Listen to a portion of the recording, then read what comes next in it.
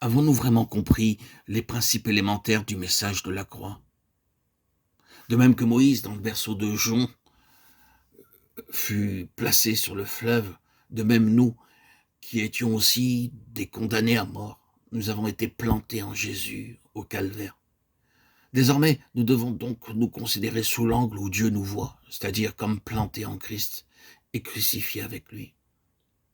Rachetés de la destruction, transportés dans l'arche Christ, nous sommes de nouvelles créatures et sommes appelés à marcher en nouveauté de vie.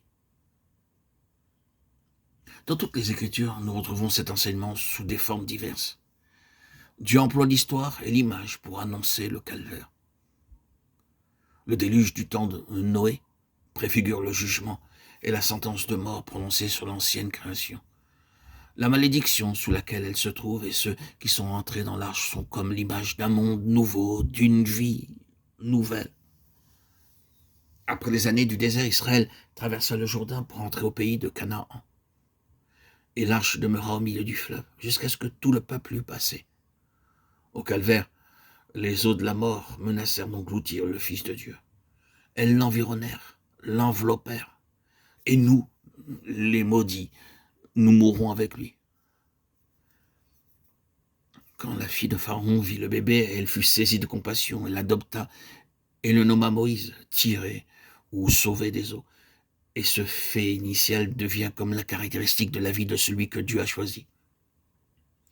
Il a été tiré, sauvé des eaux, de la mort, et élevé comme fils de roi. Quand il est grand, Dieu l'attire au désert, l'enlevant à son milieu mondain.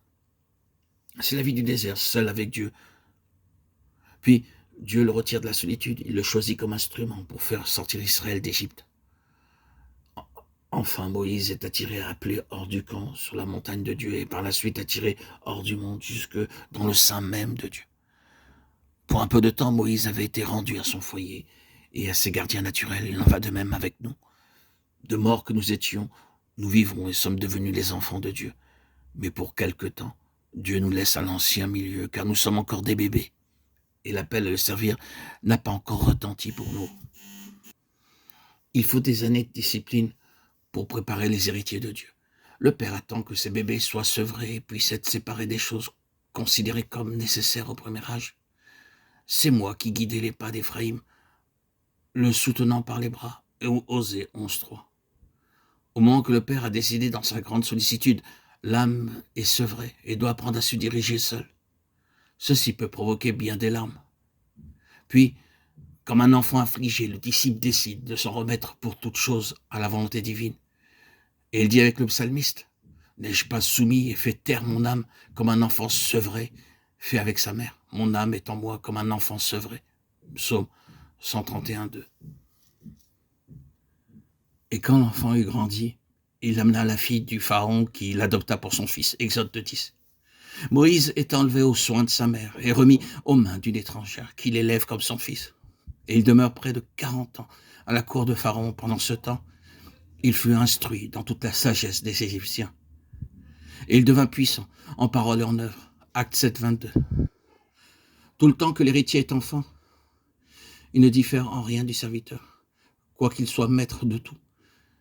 Mais il est sous des tuteurs et des curateurs jusqu'au temps marqué par le Père. Galates 4.1.2. Bien des enfants de Dieu s'irritent, s'impatientent durant les longues années de préparation dont ils ignorent le but. Longues années d'instruction dont toute la sagesse des Égyptiens les fatigue. Il leur tarde de se jeter dans une œuvre au service du Seigneur, mais le divin modèle, le Fils, n'attendit-il pas 30 ans dans le village de Nazareth avant d'aller de l'avant pour une courte carrière de 3 ans?